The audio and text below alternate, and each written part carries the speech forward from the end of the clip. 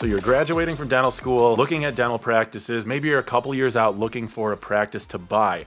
Are you better off buying a practice in a more populated area, somewhere where you know you have a lot of potential patients?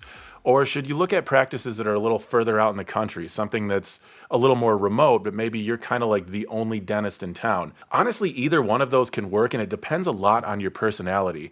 I would consider a couple things when you're looking at practices, and this is kind of a process that I went through when I was looking at buying the practice that I'm in now. Number one is the stress level. Now, obviously, if you practice in a big city, you're going to have a ton of competition, and that can really stress a lot of people out. When you're driving home from work and you drive by 3 billboards from other offices and you hear radio ads from competing dentists, there's a lot of competition. And so you really have to be a little more on your game when it comes to Facebook and Google ads and all of that stuff. Whereas with a small town practice, honestly, most of my referrals are word of mouth, and it just doesn't seem as cutthroat as you would get in a big city. However, in a small town, the stress can come from other places. So for example, I cannot go to the grocery store without running into at least 2 or 3 of my patients, which to me is fine. I like being a part of the community. I don't mind that people know who I am.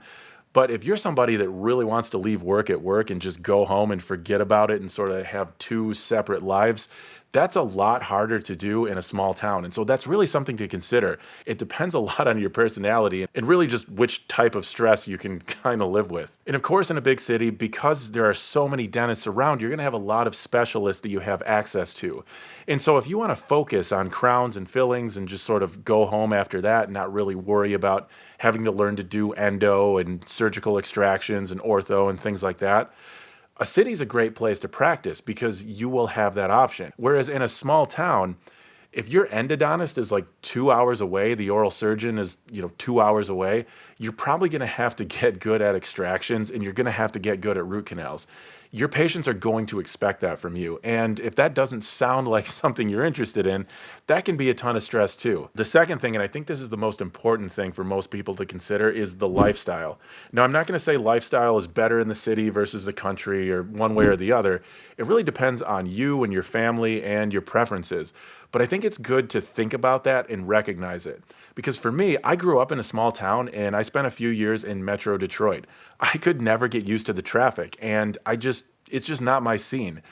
And if you're the other way, if you're somebody that loves the city and loves that vibe, then you're probably not going to be happy moving to a town with 3,000 people where the nearest movie theater is like 45 minutes away. The truth is, on average, a new dentist 1-2 years out of school might actually be able to make more money if you're willing to move a little bit farther out from civilization.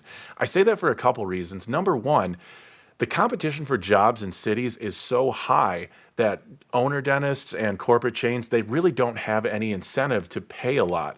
Whereas if you're going to move out to, somewhere in South Dakota and work for Indian Health Service, something like that, they really have to incentivize people to come out there because there's really nothing else that's drawing dentists out that way. Again, I'm not saying that, you should do that. It's the right decision.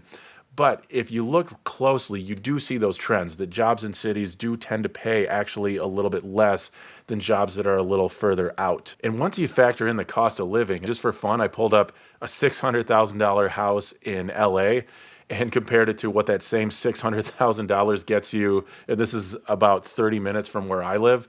And if you want to live a lifestyle, you can get more bang for your buck if you're willing to move a little further out. I know dentists that live in San Diego because they love San Diego. They love the culture, the weather, living by the ocean. And I totally get that because life isn't really about how big your house is. And there are so many things to consider that if you make the decision to kind of spend a little bit more, make a little bit less to live where you want to live, that's a reasonable decision as long as you made it intentionally and didn't just sort of like fall into it. And that brings up the next point, which I'm sure is why everybody's actually watching this video, is the income. Can you actually make more as an owner in a rural practice setting versus in the city? So 10 years ago, there was this idea that you could go rural and that was the way to make it in dentistry, that you could basically be a millionaire if you were willing to move to sort of like the middle of nowhere and be the only dentist in that town. There's still some truth to that if you find the right practice. But I will say the trend's kind of shifting a little bit away because people are moving out of those areas. And there can actually be some stress in a rural area because if you have a town that relies on one factory, there's one place that makes widgets and then they go out of business, that's devastating for your practice. Whereas if you're in the city and the economy shifts a little bit, your practice might decline, but there's still some opportunities. And if you want to do higher end dentistry, if you really want to get into high end prosthetics like all on four, full mouth reconstruction, those, $20,000, $30,000 cosmetic cases, you're probably not going to have really any opportunity to do that in a rural setting. Now, it's hard for anybody to do, so I don't want to make it sound like you can move to the city and just do that stuff easily. It doesn't come that easily. You're going to have to spend hundreds of hours, tens of thousands of dollars or more continuing education. It's going to take, years, 5-10 years to kind of ramp up that skill set. But if you're able to do that in an urban setting, you can build up that patient base.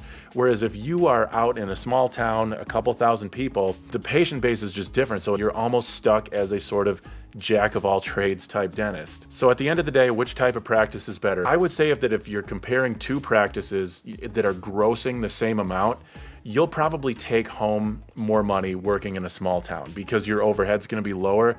And then you'll also live a little higher on that same money. Not only is your overhead lower, but your personal cost of living is lower. Your mortgage is cheaper and things like that. Now, that is not 100% of the time because there are plenty of people that work in a big city that make a ton, that do really well.